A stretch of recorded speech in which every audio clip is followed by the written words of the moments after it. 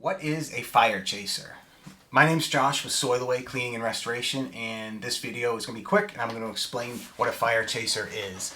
So in our industry, some companies choose to hire marketing reps to show up at the scenes of fires.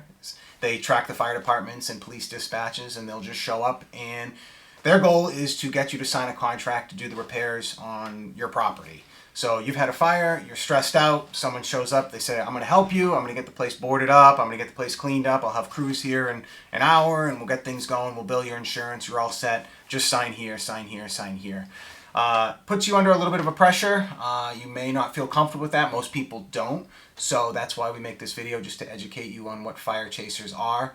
My advice is just to slow down. You're the property owner. You paid for the insurance policy. Slow down and figure out who you want to help you in this stressful situation. So hopefully this is giving you a little bit of information on what fire chasing is. It's a controversial practice in our industry. Solloway doesn't do it, and we're proud of that. Most of our business comes through referrals. So if you do need help in this circumstance and you've had an unfortunate fire, give us a call, and maybe it's a right fit for you. Thank you.